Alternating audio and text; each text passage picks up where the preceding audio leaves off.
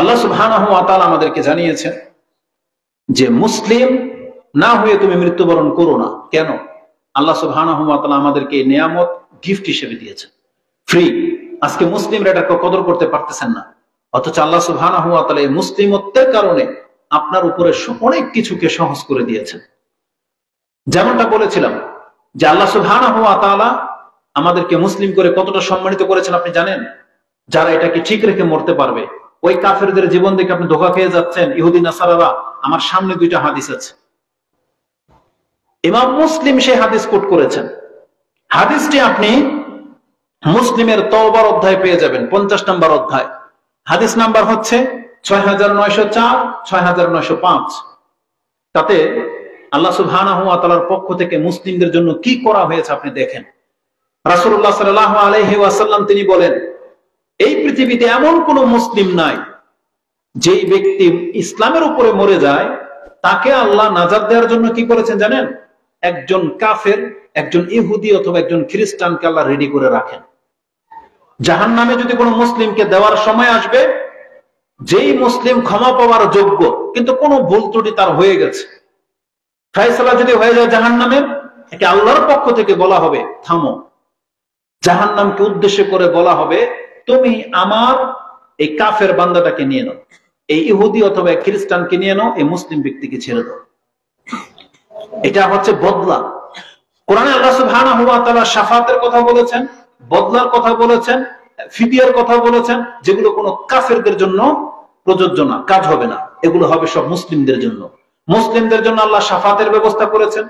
মুসলিমদের জন্য সুপারিশ করবেন, মুমিন ব্যক্তিরা করবে, ফেরেশতারা করবে, এমনকি আমাদের রাসূল সাল্লাল্লাহু আলাইহি ওয়াসাল্লাম পর্যন্ত সুপারিশ করবে। মুসলিমদের ফিদিয়া হবে। ফিদিয়া মানে এই যে কাফেরদের সাথে বদলা। রাসূলুল্লাহ সাল্লাল্লাহু আলাইহি ওয়াসাল্লাম বলেছেন, ইযা কানা ইয়াউমাল কিয়ামাতি দাআল্লাহু আযজা ওয়া জাল্লা দাফা আল্লাহু আযজা ওয়া জাল্লা ইলা কুল্লি মুসলিমিন। প্রত্যেকটা মুসলিমের কাছে আল্লাহ ধাক্কা দিয়ে দিবেন একজন ইহুদিয়ান আও নাসরানিয়ান, হয় একজন ইহুদি অথবা একজন খ্রিস্টানকে মুসলিমের কাছে ধাক্কা দিয়ে দিয়ে বলবে আল্লাহ সুবহানাহু ওয়া তাআলা, ধরো একে, হাদা ফিকাকুকা মিনান নার, এটা হলো আজকে তোমাকে জাহান্নাম থেকে মুক্তির বদলা।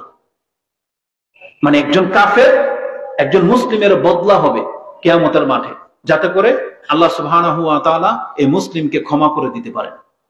সুবহানাল্লাহ। আপনি কি মনে করেন বিষয়টা কিভাবে নিলেন? হাদিস তো মুসলিমে।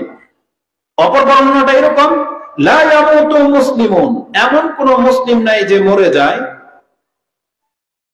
ইল্লা আদখালাহুল্লাহ, আল্লাহ সুবহানাহু ওয়া তাআলা প্রবেশ করাবেন, মাকানাহুন নার, তার বদলায় একজন ইহুদিয়ান আও নাসরানিয়ান, তার পরিবর্তে একজন ইহুদি এবং একজন খ্রিস্টানকে আল্লাহ জাহান্নামে প্রবেশ করাবেন। এটা আল্লাহর পক্ষ থেকে একটা গিফট মুসলিমদের জন্য। যদি এটা সবার সাথে ঘটবে না, তবে কিছু কিছু ব্যক্তিদের সাথে ঘটবে।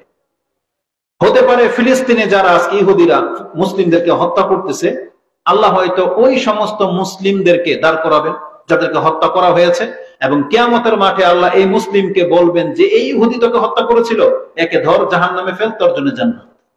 সুবহানাল্লাহ। কারণ আল্লাহ সুবহানাহু ওয়া তাআলার কাছে এটা অত্যন্ত সহজ। আপনি ভাববেন যে বিষয়টা কেমন, বিষয়টা যে কেমন আপনাকে বুঝালে আপনি বুঝবেন যে বিষয়টা কতটা সহজ ছিল। ইব্রাহিম আলাইহিস সালামকে আল্লাহ কি বলেছিলেন? যে তুমি তোমার সন্তানকে জবাহ করো, বলেছিলেন কিনা?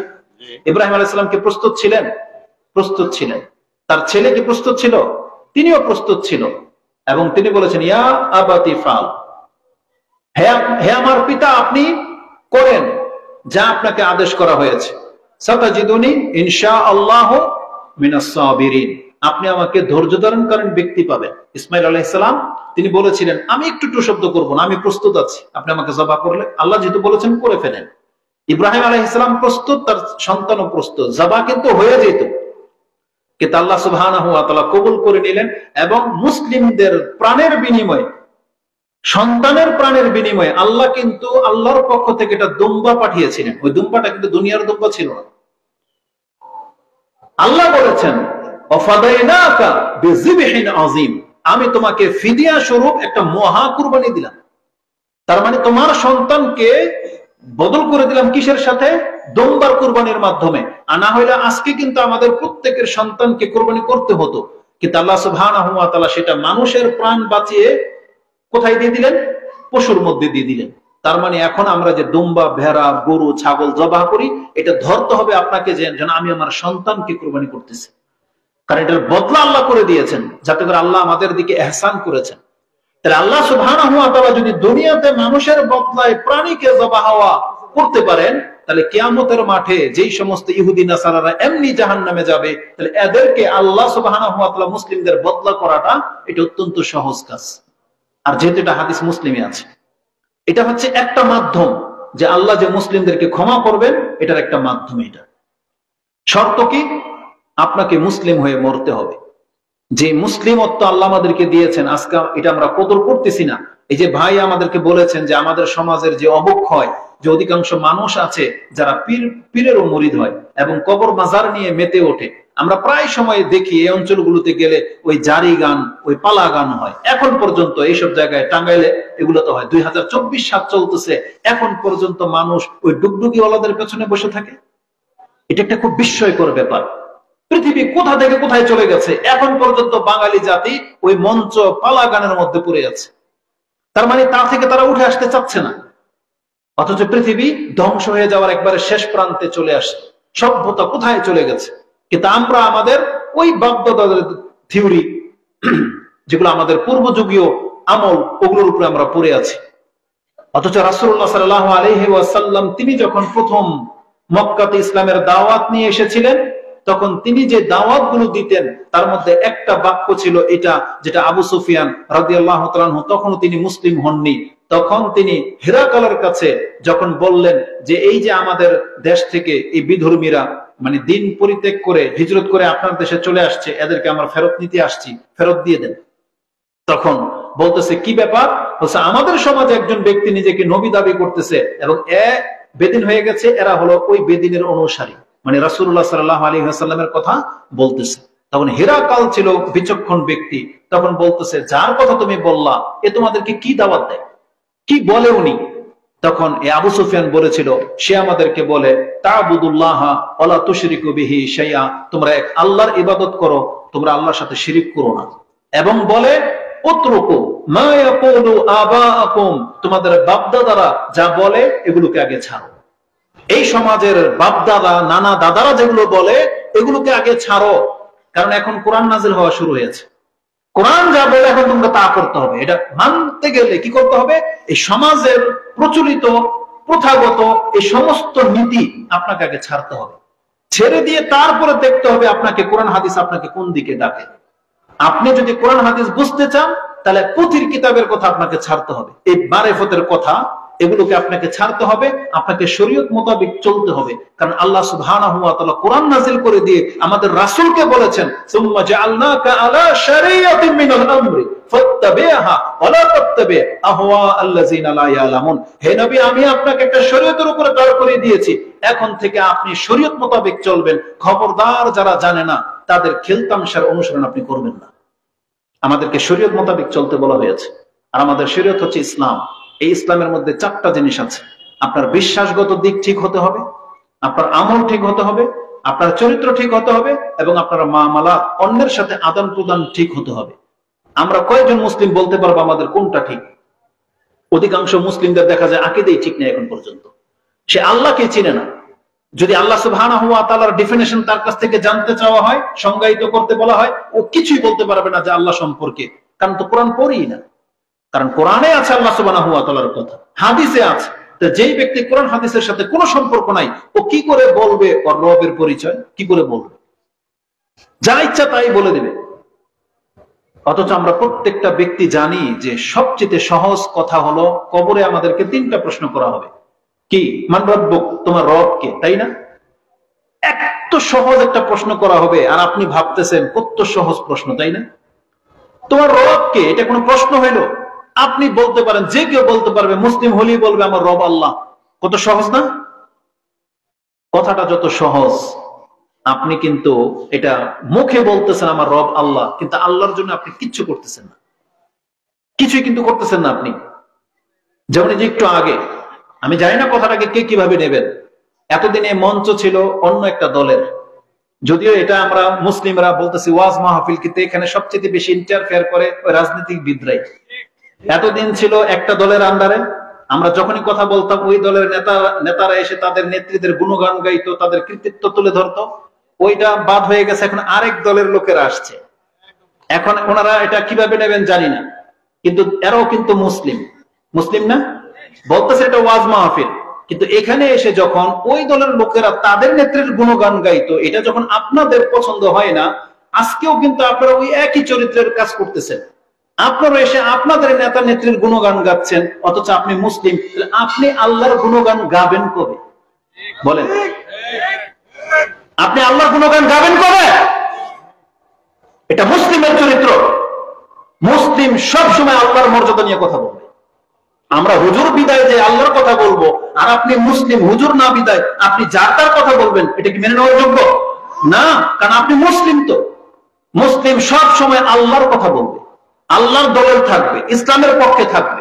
এখানে আমি না হয়ে আপনিও হতে পারেন, হোক না আপনার দাড়ি নাই, তাতে কি, কিন্তু আপনি মুসলিম। তো যখন মুসলিমের ইসলামের ব্যাপার আসবে, তখন আর দাড়ি আছে না না আছে এটা দেখা দেখি নাই, সে স্কুলে পড়েছে না মাদ্রাসায় পড়েছে এটা দেখা দেখি নাই। ব্যাপার যখন হবে ইসলামের, তখন হবে আমি মুসলিম। পরিচয় একটাই, কি? আমি মুসলিম। এটাকে খেয়াল রাখতে হবে। কারণ রাসূলুল্লাহ সাল্লাল্লাহু আলাইহি ওয়াসাল্লাম বলেছেন, মুসলিমদের চরিত্র হলো মুসলিম আল্লাহর জন্য বেঁচে আছে, আল্লাহর জন্য মরে যাবে, কোন ব্যক্তির জন্য না। এটা হচ্ছে মুসলিমদের থিওরি। আমরা কোনো দল করি না, তাতে কি আসে যায়? এর মানে এই না যে আমরা তাদেরকে ডিনাই করতেছি বা প্রত্যাখ্যান করতেছি। একটা রাষ্ট্র চালাতে গেলে রাজনৈতিক দল থাকতেই হবে, কারণ দেশ পরিচালনা করবে কারা? কিন্তু মুসলিম হিসেবে আমাদের মাথায় তো একটাই থাকতে হবে যে দেশ চলবে ইসলামিক নীতিতে। আল্লাহ ধরবে তো না হলে। আপনি আমাদের হুজুরদের কথা উড়িয়ে ফেলে দিলেন, আপনি মরতেন না? মরলে আপনাকে আল্লাহ ধরবে না? তাহলে এই টেনশন আছে আমাদের কারো? অধিকাংশ মানুষ বেখবর। সে মনে করে যে আমি দুনিয়াতে হয়তো ভালো কিছু করতেছি না, ভালো তখনই হবে যখন আল্লাহর জন্য করবেন। সেটা যে কোনো দলের অন্তর্ভুক্ত হন না কেন, আপনি আপনার কাজ থাকতে হবে আল্লাহকে সন্তুষ্ট করার মতন কাজ। তাইলে আপনি নাজাত পাবেন, না নাজাত পাবেন না। কারণ আল্লাহ সুবহানাহু ওয়া তাআলা আমাদেরকে এখানে কেন পাঠিয়েছেন? এই খেলতামশা করার জন্য না, নিজের ভাইয়ের সাথে দ্বন্দ্ব শত্রুতা করার জন্য নয়। এটা কেউ না কেউ দায়িত্ব নেবে, কিন্তু আমাদেরকে মুসলিম হয়ে বাঁচতে হবে। আল্লাহ সুবহানাহু ওয়া তাআলা আমাদেরকে বলেছেন, জামা খালাকতুল জিন্না ওয়াল ইনসা ইল্লা লিয়াবুদুন, আমি জিন এবং ইনসানকে সৃষ্টি করেছি কেবল আমার ইবাদত করার জন্য। আমাদের সবার সৃষ্টি হয়েছে আমাদের আল্লাহর ইবাদত করার জন্য। এই কোরআন এটা শুধু হুজুরদের কিতাব না, এটা পুরো পৃথিবীর মানুষের কিতাব, বরং এটা মুসলিমদের হিদায়াতের কিতাব। আল্লাহ সুবহানাহু ওয়া তাআলা এটাকে নূর বলেছেন। যারা আজকে কোরআনটাকে প্রত্যাখ্যান করেছেন জীবনের সব অ্যাঙ্গেল থেকে, আপনি জেনে নেন কাল কিয়ামতের মাঠে খুব চরম ভাবে আপনি ফেঁসে যাবেন।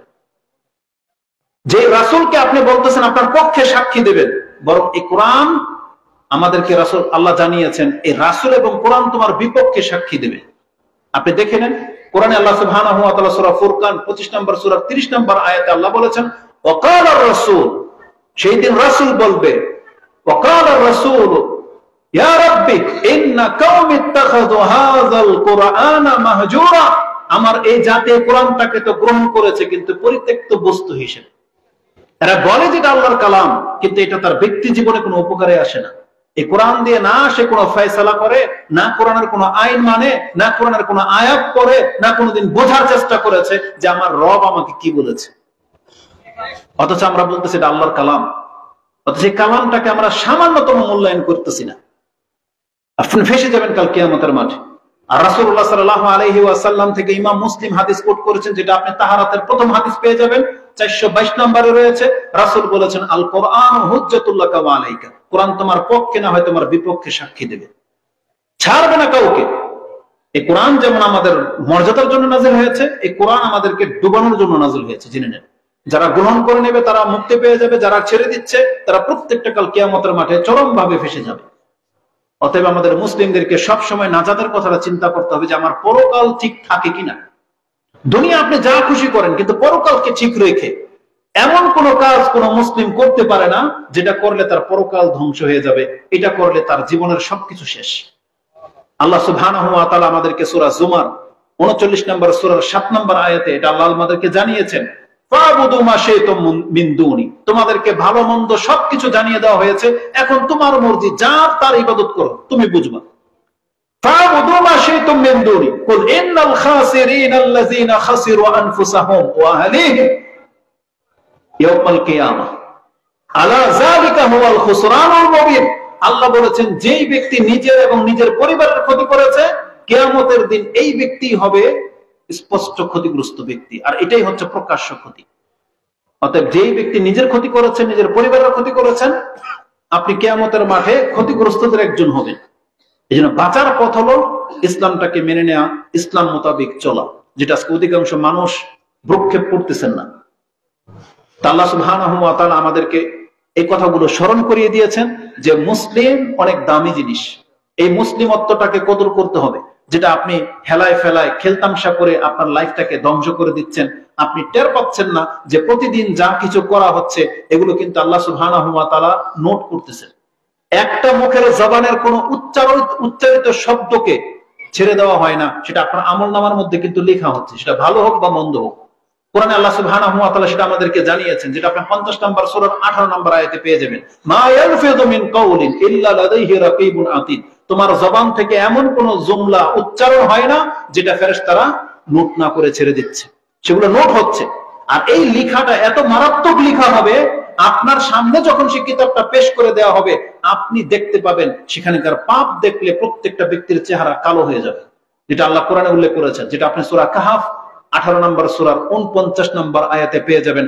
তাতে আল্লাহ বলেছেন, ওয়াউদিয়াল কিতাব ফাতারাল মুজরিমিনা মুশফিকিনা মিম্মা ফি ওয়া ইয়াকুলুনা ইয়া ওয়াইলাতানা মা লিহাযাল কিতাব লা ইউগাদিরু সাগীরাতান ওয়ালা কাবীরাতান ইল্লা আহসাহা ওয়া ওয়াজাদু মা আমিলু হাদিরা। আল্লাহ সুবহানাহু ওয়া তাআলা বলেছেন, হে নবী, আপনি দেখতে পাবেন কিয়ামতের মাঠে যখন প্রত্যেকের আমলনামা তার সামনে খুলে দেওয়া হবে, সেই কিতাবের মধ্যে যা লেখা আছে প্রত্যেকটা ব্যক্তি দেখার পরে আশ্চর্য হয়ে বলবে, ইয়া ওয়াইলাতানা মা লিহাযাল কিতাব, এটা তো একটা আশ্চর্যজনক কিতাব, লা ইউগাদিরু সাগীরাতান ওয়ালা কাবীরাতান ইল্লা আহসাহা। একটা ছোট একটা বড় কোনো কিছুতে বাদ রাখা হয় নাই, একবারে সব টাইম সাথে লেখা হয়েছে। সেদিন রেজাল্টটা কি হবে? কিন্তু আমরা কি প্রক্ষেপ করি যে আমার জীবনটা যে আমি হেলায় ফেলায় পার করে দিচ্ছি, বিচার যখন শুরু হবে তখন আমার উপায়টা কি হবে? এটা মুসলিমদেরকে একটু চিন্তার সাথে নিতে হবে। তা আজকের মূল মেসেজটা যেটা দিতে চেয়েছিলাম, আমি আজকে শাসাতে আসি নাই, মূলত চেয়েছিলাম যে আপনি ইসলামের একটা ভদ্রতা শিখেন, আপনি আল্লাহকে চেনার চেষ্টা করেন, আপনার জীবনের সময়টাকে একটু মূল্যায়ন করার চেষ্টা করেন। যেটা আমার সামনে প্রথমে কিছু মুরব্বীরা ছিলেন, আপনাদের উদ্দেশ্যে বলবো, এই সময়টা কতটা গুরুত্বপূর্ণ সময় আপনি জানেন? ইসলামের নীতিমালা হলো, একজন ব্যক্তি যেদিন মরে যাবে সেই দিন সে কি ছিল এটার উপরে তার পুরো জীবনের বিচার হবে। হয়তো এইভাবে কোনোদিন আপনাকে কেউ বলেনি বা কেউ আপনাকে বুঝায় নাই, আপনি জেনে নেন। ইসলামের নীতিমালা, আল্লাহ সুবহানাহু ওয়া তাআলার নীতি হলো, একজন ব্যক্তি যেই দিন মরে যাবে সেই দিনের উপরে ভিত্তি করে তার জীবনের হিসাব নেওয়া হবে, যে সে কি নাজাত প্রাপ্ত নাকি সে এখন জাহান্নামী। এটা ফয়সালা হবে তার মৃত্যুর দিনকে কেন্দ্র করে। কারণ এর আগে একজন ব্যক্তি নাস্তিকও থাকতে পারে, এর আগে একজন ব্যক্তি নবীর সন্তানও থাকতে পারে, এর আগে একজন ব্যক্তি সুফিও থাকতে পারে, কিন্তু এটা তার নাজাতের প্রমাণ বহন করে না। নাজাতের প্রমাণ বহন করবে বা ধ্বংসের প্রমাণ বহন করবে যেই দিন সে মরে যাবে সেই দিন। সেই দিন কি মুসলিম অবস্থায় মরেছে, নেককাজ অবস্থায় মরেছে, না পাপ করে মরেছে, না কাফের হয়ে মরেছে, ওটার উপরে নির্ভর করবে তার বিচার। আর এটা স্পষ্ট ভাবে কোরআন হাদিসে স্পষ্ট বর্ণিত হয়েছে। যেমন ইমাম মুসলিম রাহিমাহুল্লাহ তিনি তার কিতাবে উল্লেখ করেছেন, ইউবাসু কুল্লু আবদিন আলা মা মাতা আলাই। রাসূলুল্লাহ সাল্লাল্লাহু আলাইহি ওয়াসাল্লাম বলেছেন, প্রত্যেকটা ব্যক্তিকে কিয়ামতের মাঠে উঠানো হবে যেই অবস্থায় তার মৃত্যু হয়েছিল সেই অবস্থার উপর। সেই দিন তার অন্তরের অবস্থা কি ছিল, সে কি আল্লাহর প্রতি বিশ্বাসী ছিল, সে কি পরকালে বিশ্বাসী ব্যক্তি ছিল কিনা, মুসলিম ছিল কিনা, এবং সে কোন কর্মের উপরে তার মৃত্যু হয়েছে সেটা বিচার করা হবে। যদি তার মৃত্যুটা হয় ঈমান আমলের উপরে, সেই ব্যক্তি নাজাত পেয়ে যাবে। আর তার মৃত্যুটা যদি হয় কোন শিরকের আড্ডা নয়, শিরিক করা অবস্থায়, তার অন্তরের ভিতরে শিরকি ধ্যান ধারণা ছিল, অথবা কোনো পাপ করতে গিয়ে সে মরেছে, তাহলে মানে সেই ব্যক্তি কিন্তু ফেঁসে যাবে। তার আগে তার কর্ম ভালো থাকলেও সে ফেঁসে যাবে, কারণ তার মৃত্যু হয়েছে পাপের অবস্থায়। এটা হচ্ছে তার মূল। যেমন একজন ব্যক্তি এখন নামাজ পড়েছেন মাগরিবের, আপনি যদি মরে যান আপনার বিচার হবে মুসলিমের, কারণ আপনি নামাজ পড়েছেন মানে মুসলিম, আপনার জন্য নাজাত রয়েছে। কিন্তু যারা আজকে সারাদিন 5 ওয়াক্ত নামাজ পড়েন নাই, আজকের দিন যদি পার হয়ে যায়, যেমন অধিকাংশ মানুষ নামাজকে নষ্ট করে দিয়েছেন, আজকে যদি আপনার মরে যান তাহলে আপনার নামটা মুসলিমের খাতায় উঠবে না, আপনি জেনে নেন। মুসলিমের খাতায় আপনার নামটা উঠবে না, কারণ কোরআন হাদিস এটা সাপোর্ট করতেছে। কিন্তু যেটা অধিকাংশ মানুষ ভ্রুক্ষেপ করতেছেন না। একটা মানুষ কি মনে করেন, একজন ব্যক্তি তসবিহ জপতেছে, ওই সময় তার মৃত্যু হলো, তাহলে তার কল্যাণকর মৃত্যু হয়েছে। কিন্তু একজন ব্যক্তি গান গাচ্ছে আর মরে যায় অ্যাক্সিডেন্ট অবস্থায়, সিগারেট টানছে আর মরে যদি যায়, হারাম খাচ্ছে আর মরে যদি যায়, তখন কি রেজাল্ট হবে, সে আল্লাহর কাছে কি জবাব দিবে বলে? তাই জন্য রাসূলুল্লাহ সাল্লাল্লাহু আলাইহি সাল্লাম বলেছেন যে প্রত্যেক ব্যক্তিকে যেই অবস্থায় উঠানো হবে এটাই হবে তার বিচারের জন্য যথেষ্ট। কারণ ইমাম বুখারী রাহিমাহুল্লাহ তিনি তার তাকদীরের অধ্যায়, কাদার 82 নম্বর অধ্যায় এবং আরো অনেক 3 জায়গায় তিনি হাদিসটা এনেছেন। তার মধ্যে 6607 মানে 6607 নম্বর এই হাদিসটা আপনি পেয়ে যাবেন, যে রাসূলুল্লাহ সাল্লাল্লাহু আলাইহি ওয়াসাল্লাম বলেছেন, ইন্নাল আবদা লা ইয়ামালু আমালা আহলিন নার ওয়া ইন্নাহু মিন আহলিল জান্নাহ ওয়া ইয়ামালু আমালা আহলিল জান্নাহ ওয়া ইন্নাহু মিন আহলিন নার ওয়া ইন্নামাল আমালু বিল খাওয়াতিম। রাসূলুল্লাহ সাল্লাল্লাহু আলাইহি ওয়াসাল্লাম বলেছেন, কত ব্যক্তি আছে যে সে পাপ কাজের উপরেই জীবন পরিচালনা করতেছে। আমরা যে কেউ দেখলে মনে করতাম যে লোকটা পাপী, যেমন প্রত্যেকটা কাফের মানে মুসলিম ছাড়া বাকি যতগুলো দলের লোক আছে সব। তারপরে যারা নেশায় ডুবে আছে, মুসলিম হওয়া সত্ত্বেও বেনামাজি, মুসলিম হওয়া সত্ত্বেও সে পুরা নেশার মধ্যে ডুবে গেছে, সুদের মধ্যে ডুবে আছে, এই ধরনের রাজনৈতিক প্রেক্ষাপটকে কেন্দ্র করে সে হত্যার সাথে জড়িত, গুম খুনের সাথে জড়িত, অথচ মুসলিম। এই জীবনটা এইভাবে যদি সে তওবাবিহীন মরে যায়, নির্ঘাত সে জাহান্নামে যাবে, এটা কোনো কেউ ঠেকায় রাখতে পারবে না। রাসূল বলেছেন অথচ লোকটা জান্নাতি, কিন্তু তার তাকদীর এত ভালো যে সে জান্নাতি। এটা কিভাবে ফয়সালা হবে? রাসূল যদি শেষের কথাটা না বলতেন না, তাহলে আজকে পাপীরা এই কথাটা লুফে নিতেন, যে যেহেতু আমরা পাপ করব আর আল্লাহ আমাদের তাকদীরে যদি জান্নাত লিখেই থাকে, তাহলে জান্নাত একদিন পাবোই পাবো। আর এই যে যারা নামাজি হুজুরগুলা, এরা নামাজ পড়লেই কি আল্লাহ যদি লিখে রাখে এরা জাহান্নামে যাবে, তাই না? এটা মেনে নিত। কিন্তু রাসূলুল্লাহ সাল্লাল্লাহু আলাইহি ওয়াসাল্লাম সেই সুযোগটা কিন্তু রাখেন নাই। শেষের কথাটা বলে দিয়ে তিনি তার পুরো বিষয়টাকে আপনার কাছে স্পষ্ট করে তুলেছেন। কি বলেছেন? ওয়াইন্নামাল আমালু বিল খাওয়াতিম, বিচার হবে শেষ আমলের উপরে ভিত্তি করে। এখন যার শেষ ভালো তার সব ভালো। আমাদের বাংলা ভাষায় একটা প্রবাদ আছে, যায় দিন ভালো যায়, এটা বলে না? যায় দিন ভালো যায়, কথাটা কিন্তু সঠিক না। যায় দিন ভালো যায় কথাটা সঠিক না, কারণ আমরা বলবো হাদিসের ভিত্তিতে যার শেষ ভালো তার সব ভালো। এটাকে আপনি মাথায় নেন। যার এই পৃথিবীতে শেষ ভালো হবে সেই ব্যক্তি নিজের ভালো করবে, কারণ আমাদেরকে সব সময় ভালোর দিকে ফিরে আসতে হবে, সব সময়। আজকে যারা মুরব্বী, চুলদারি সাদা হয়ে গেছে, আপনি যদি আল্লাহ সুবহানাহু ওয়া তাআলার ইবাদতে নিজেকে লিপ্ত দেখতে পান, এর আগে আপনার যৌবনকালে হয়তো আপনি অনেক পাপ করেছেন, অনেক হারাম বিজনেসের সাথে জড়িত ছিলেন, অনেক নোংরামের সাথে জড়িত ছিলেন, অনেক অপরাধ হয়ে গেছে, কিন্তু সেই সময় আপনার মৃত্যু হয় নাই। আপনি এখন আলহামদুলিল্লাহ বলেন যে শেষ বয়সে এসে আল্লাহ আপনাকে ওই সমস্ত পাপ থেকে মুক্ত করে দিয়েছেন। এটা আপনার উপর আল্লাহর অনেক বড় নিয়ামত। আপনি জানেন, ইমাম তিরমিজি একটা হাদিস কোট করেছেন যে আল্লাহ যে ব্যক্তির জন্য কল্যাণ চায়, ইয়াস্তামিলুহু, তাকে দিয়ে আল্লাহ কর্ম করিয়ে নেয়। বলছে কাইফা ইয়াস্তামিলুহু ইয়া রাসূলুল্লাহ, আল্লাহ কিভাবে কর্ম করিয়ে নেয়? তখন রাসূল বলেছেন আল্লাহ তাকে তৌফিক দিয়ে দেন যে তার মৃত্যুর পূর্বে সে ভালো কিছু কাজ করতে পারে। তাহলে আজকে যারা আমাদের মুসলিমের শেষ বয়সে চলে গেছেন, আপনার এই ভালো কাজগুলো প্রমাণ করে যে আল্লাহ আপনাকে পছন্দ করে, আল্লাহ আপনাকে সে সুযোগটা দিচ্ছেন।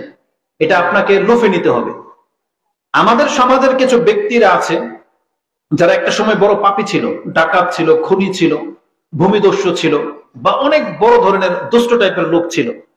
তারা যখন একটা পর্যায়ে এসে তওবা করে নেয়, সমস্ত পাপগুলো ছেড়ে দেয়, দাড়ি রেখে নেয়, নামাজ পড়তে লাগে, কিছু লোক আছে যাদের তারা চিন্ত, তারা তাদেরকে তিরস্কার করে, ঠাট্টা করে যে এ সারা জীবন ঘুষ খেয়ে সারা জীবন পাপ করে এখন সে হুজুর সেজেছে, বলে কিনা?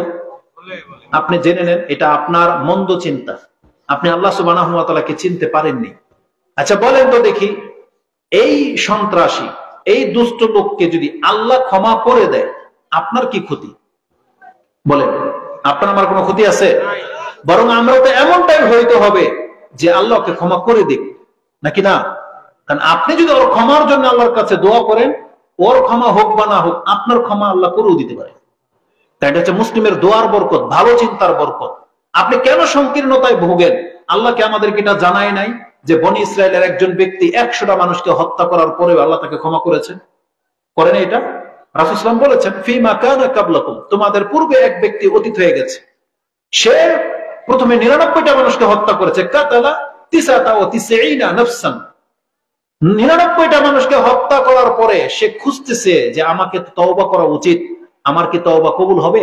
সে খুঁজতে খুঁজতে এমন এক আবেদের কাছে পেয়ে গেছে যে দাড়ি টুপিওয়ালা, আমাদের মতোই আলেম, কিন্তু মূলত ধর্ম সম্পর্কে জ্ঞান ছিল না। তাকে বলতেছে যে এই লোকটা 99টা মানুষকে হত্যা করেছে, ফাহাল্লাহু মিন তাওবাতিন, এর কি তওবা আছে? বলছে লা। একে আল্লাহ ক্ষমা করবে যে 99টা মানুষকে হত্যা করেছে? এই খুনি ব্যক্তির এতটা রাগ হয়েছে যে ওকে জায়গাতে হত্যা করে দিয়েছে, যে তোকেও বেঁচে থাকার কোনো অধিকার নেই। 100 পুরা হয়ে গেছে। এই ব্যক্তি তারপরে ক্ষান্ত হয়নি, আবার খুঁজতেছে। তারপরে আল্লাহ তার ভাগ্যটা দেখেন, একজন আলেমের সাথে তার সাক্ষাৎ হয়ে গেছে এবং পাশের জন বলতেছে ইন্নাহু কাতালা মিয়াতা নাফসান ফাহাল্লাহু মিন তাওবাতিন, এই ব্যক্তি 100টা মানুষকে হত্যা করেছে, এ এখন তওবা করতে চায়, এর কি তওবা গ্রহণযোগ্য হবে?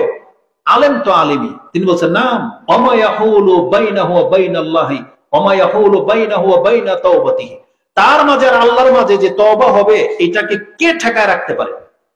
বলছে অবশ্যই তার তওবা কবুল হবে। সেই ব্যক্তি সাথে সাথে সিদ্ধান্ত নিয়ে নিল যে আমি তওবা করে নেব, আমি আর জীবনে কোনোদিন মানুষ হত্যা করবো না। তার নসিব দেখেন, সে জানতো না যে একটু পরে তার মৃত্যু হয়ে যাবে। সে বলছে তো আমার করণীয় কি? বলছে তুমি তোমার এই অঞ্চল ছেড়ে দাও, এখানে সব খারাপ লোকেরা থাকে, তুমি ওই অঞ্চলে চলে যাও যেখানে আল্লাহর কিছু বান্দারা থাকে যারা আল্লাহর ইবাদত করে, তাদের সাথে গিয়ে ইবাদতে লেগে যাও। সে ওই গ্রামের দিকে যাচ্ছিল, মুসলিম অঞ্চল যেখানে আল্লাহওয়ালারা থাকে, সেই দিকে সে যাচ্ছিল। সে মাত্র 1-2 কদম গিয়েছে, মালাকুল মউত উপস্থিত, মৃত্যু হয়ে গেছে। কিন্তু রেজাল্ট কি? সে জাহান্নামে নাকি জান্নাতে? জান্নাতে।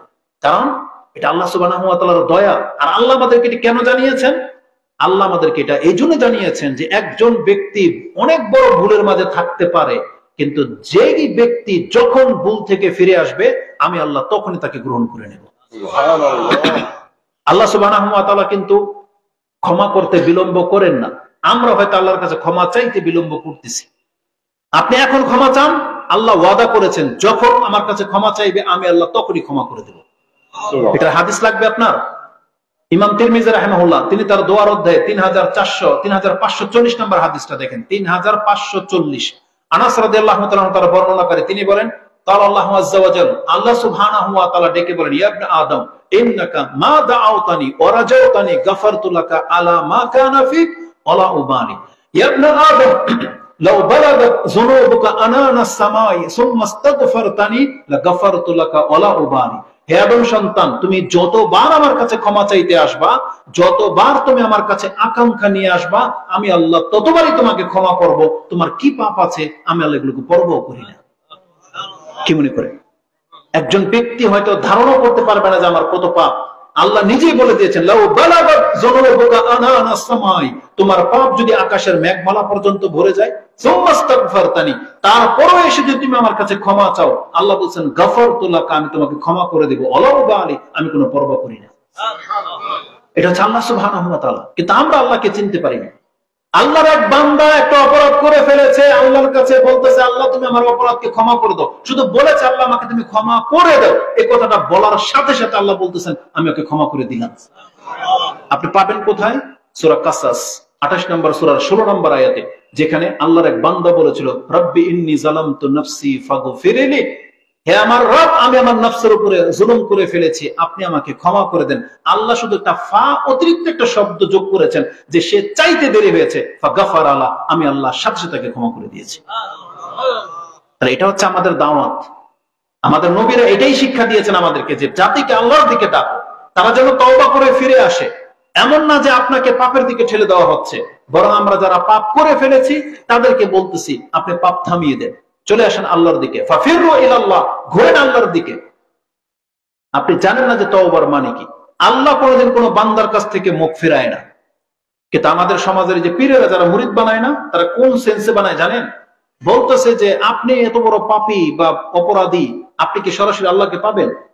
আপনি কি সিঁড়ি ছাড়াই ইয়ের উপরে দোতলায় উঠতে পারবেন? তো মাধ্যম লাগে। আর মাধ্যম কি? বল পীরের মুরিদ হন। ইসলাম কিন্তু এটা শিখায় নাই। ইসলাম শিখিয়েছে মাধ্যম হলো ঈমান এবং শতামত। আপনি আল্লাহকে পেতে চান, আল্লাহর প্রতি ঈমান আনেন। আপনি আল্লাহকে পেতে চান, সৎ কাজে লেগে যান। যেই ব্যক্তি ঈমান আনে আল্লাহর প্রতি এবং আল্লাহকে ভয় করে চলে, আল্লাহ বলেছেন সে হচ্ছে আমার ওলি। আল্লাহর ওলি শুধু যে কয়েকজন ব্যক্তি না, প্রত্যেকটা মুসলিম হচ্ছে আল্লাহর ওলি। যারা আল্লাহকে মানে এবং আল্লাহকে ভয় করে চলে, যে যত বেশি ভয় করবে সে তত বড় ওলি। আর যে ব্যক্তি যত কম ভয় করবে সে তত ছোট ওলি, কিন্তু সে আল্লাহর বন্ধু। জেনে নেন, যে ব্যক্তি আল্লাহর প্রতি ঈমান আনবে, এটা আল্লাহ কোরআনে বলে দিয়েছেন, যেটা আপনি সূরা ইউনূস 10 নম্বর সূরার 62 এবং 63 নম্বর আয়াতে পেয়ে যাবেন। আল্লাহ বলছেন, ইন্না আউলিয়া আল্লাহি লা খাউফুন আলাইহিম ওয়া লা হুম ইয়াহজানুন। নিশ্চয় আল্লাহর ওলি যারা হবে তাদের কোনো ভয় নেই, তাদের কোনো চিন্তা নাই। কারা আল্লাহর ওলি হবে?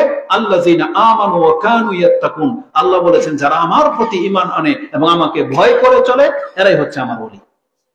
এইজন্য ওলি কোনো খাস ওই দাড়ি জট লেগে গেছে, ছালা পাকলা ওই গাঞ্জাখোর কোনো আল্লাহর ওলি হতে পারে না। আল্লাহর ওলি হচ্ছে প্রত্যেকটা মুসলিম। আপনি উত্তম মুসলিম হন, আপনি উত্তম আল্লাহর ওলি। আর সবচেয়ে বড় ওলি হচ্ছেন আমাদের নবী মুহাম্মদুর রাসূলুল্লাহ সাল্লাল্লাহু আলাইহি ওয়াসাল্লাম। তার জায়গা কেউ দখল করতে পারবে না। তিনি হচ্ছে আল্লাহর একেবারে নিকটের লোক।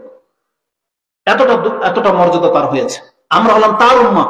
এজন্য বিচারের মাঠে সমস্ত উম্মার আগে আমাদের বিচার হবে। আল্লাহ প্রথম আমাদেরকে জান্নাত দেবেন, তারপরে অন্যান্য নবীদের পালা আসবে। যদি আমরা এসেছি পৃথিবীর সবার শেষে, অতএব আমরা মুসলিম ভাইদেরকে বলবো, আপনি ইসলামটাকে কদর করার চেষ্টা করেন। আমি যদি এখন এক এক করে আয়াতগুলো বলে আপনি শুনতে হয়তো হয়রান হয়ে যাবেন, আমি বলতে পারবো ইনশাআল্লাহ যে আল্লাহ কতটা ক্ষমাবান, কতটা দয়াশীল। কিন্তু আজকে মুসলিমরা আল্লাহকে চিনল না। যেই পাপগুলোর কথা বলা হয়, এটা হয়েছে আপনি আল্লাহকে চিনতে না পারার কারণে। প্রত্যেকটা মুসলিম এটা ভুলে গেছেন যে কিয়ামতের মাঠে আল্লাহর সামনে আপনাকে দাঁড়াতে হবে। এই যে বারবার যে কথাটা বলা হয় না, যে আমাদের যুবকরা নেশার দিকে ঝুঁকে গেছে। নেশা কি শুধু যুবকরা করে? বলেন, নেশা কি শুধু যুবকরা করে? নেশা বলতে আপনি কি বুঝেন? ওই শুধুমাত্র ওই যে ইয়াবা, ডাল, এগুলা?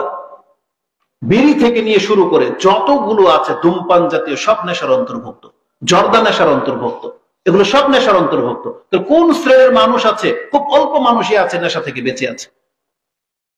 কেন এটা আপনি করেন? শুধু একটা জিনিস না জানার কারণে। কি জানেন?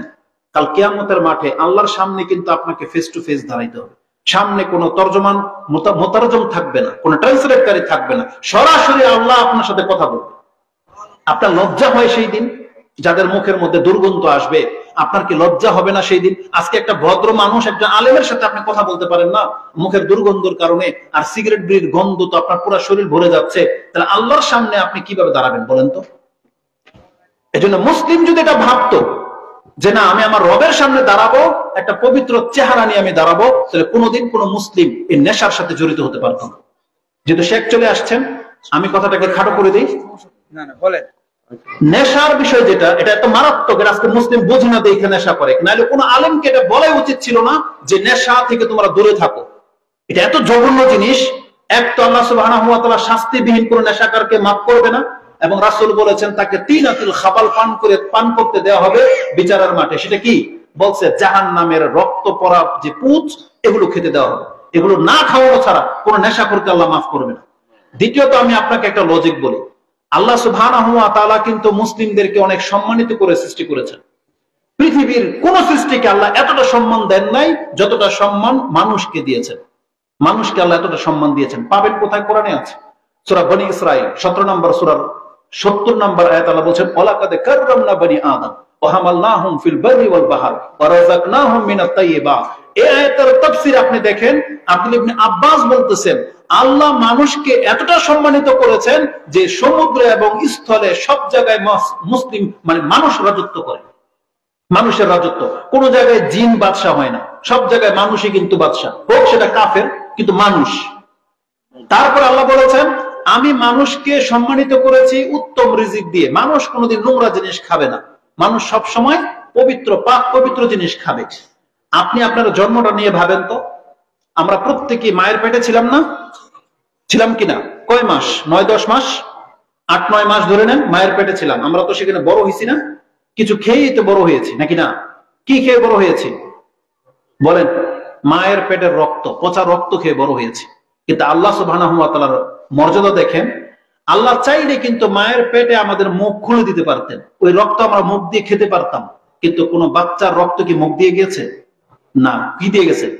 নাভি দিয়ে। মায়ের নাভির সাথে জোড়া লাগিয়ে দিয়েছেন আল্লাহ। যেটা আল্লাহ চেয়েছেন মুসলিমকে বা মানুষকে পবিত্র রাখতে, এই জন্য মায়ের পেটে এই মুখ কোনোদিন নাপাক রক্ত মুখ লাগায়নি।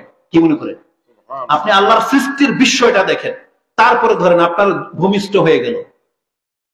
আমাদের জন্য আল্লাহ কি খাদ্যের ব্যবস্থা করেছেন? পৃথিবীর সবচেয়ে শ্রেষ্ঠ খাদ্য, সেটা কি? মায়ের দুধ। আল্লাহ দুধ চালু করে দিয়েছেন আমাদের।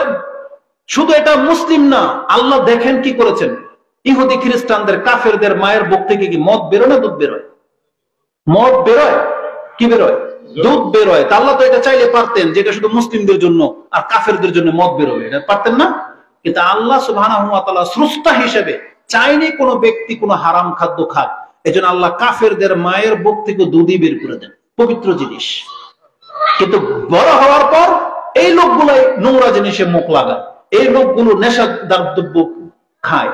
অথচ আল্লাহ সুবহানাহু ওয়া তাআলা আমাদেরকে মায়ের পেটে পর্যন্ত নাপাক জিনিস মুখ দিয়ে নিতে শিক্ষা দেন নাই। তিনি জন্মের পরে তারপর আমাদেরকে পবিত্র জিনিস খাইয়ে বড় করেছেন।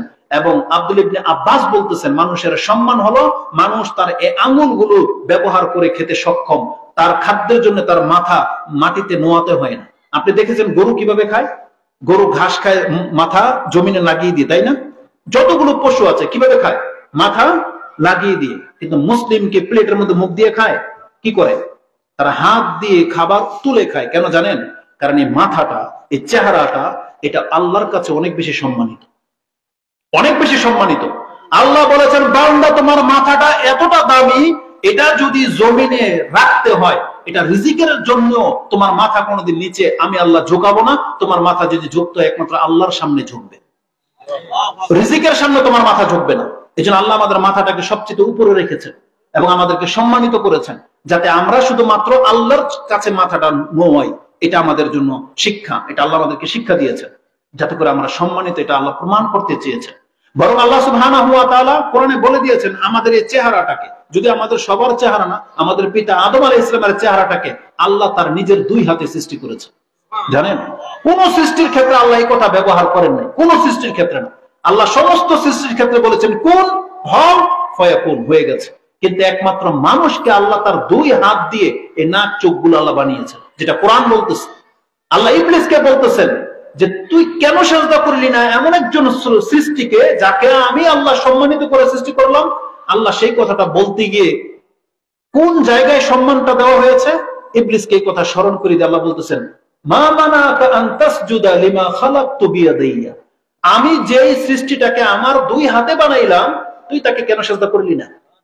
তার মানে আল্লাহর হাত দিয়ে আদম সন্তানকে বানানো হয়েছে, আদমকে বানানো হয়েছে। তাহলে সেই ব্যক্তিটা কিভাবে এই নোংরা জিনিস খায়, যেখানে আল্লাহ সুবহানাহু ওয়া তাআলা আমাদেরকে বলেছেন কুলু মিনাত তাইয়্যিবা, তুমি পবিত্র জিনিস খাও। এটা যদি কোনো মুসলিম কদর করত, তাহলে কোনোদিন এই সমস্ত নোংরা পচা জিনিস খেত না। আপনি জেনে নেন, আপনার এই জবান দিয়ে আল্লাহর নাম উচ্চারণ হয়, আপনি কেন এই নোংরা জিনিস খান? কেন কেন আপনি হারামে মুখ লাগাবেন? আমাদের প্রত্যেকটা মুসলিমের উচিত এই সমস্ত গন্ধ নোংরা জিনিস থেকে ফিরে আসে। আর যেখানে এটা হালাল জিনিস, রসুন পেঁয়াজ হালাল, কিন্তু গন্ধ থাকার কারণে রাসূল বলেছেন এটা খেয়ে যেন কেউ মসজিদে না আসে, কারণ ফেরেশতাদের কষ্ট হয়। আল্লাহ কি ফেরেশতার চাইতে বেশি পবিত্র না? কি মনে করেন? ইন্নাল্লাহা তাইয়্যিব লা ইয়াকবালু ইল্লা তাইয়্যিব, আল্লাহ হচ্ছেন সবচেয়ে পবিত্র, আর তিনি পবিত্র ছাড়া কোনো কিছু গ্রহণ করেন না। এটা ইমাম মুসলিম কোট করেছেন তার সাদাকার অধ্যায়।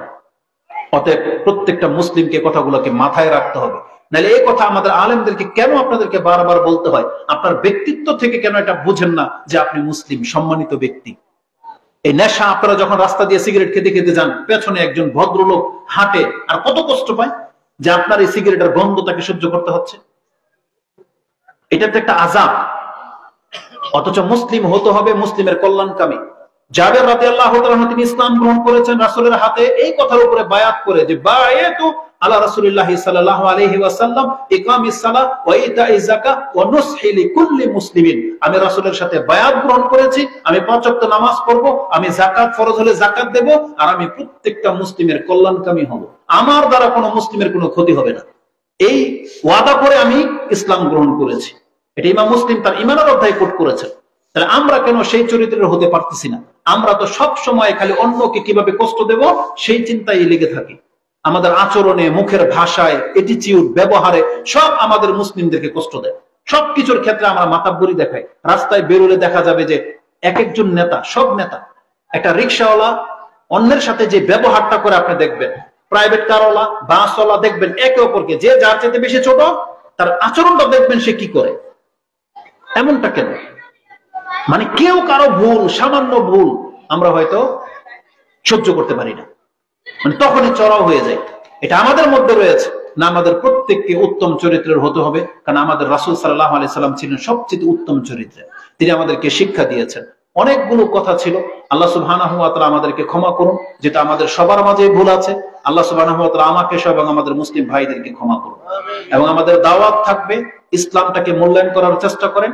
যে দেখেন আজকে বিজাতি, এই অমুসলিম, বাতিল, এই উগ্র সংগঠন, এই হিন্দুরা আজকে মুসলিমদের উপরে নাক গালায়। এই গরুর পূজারীরা, যেখানে আমি আর আপনি হচ্ছে আল্লাহর বান্দা, যেখানে আমাদের সুপ্রিম পাওয়ার হচ্ছেন আল্লাহ সুবহানাহু ওয়া তাআলা, আর ওই বট গাছের পূজারী আপনার উপরে চড়াও হয় আর আপনার শরীরে রক্ত গরম হয় না।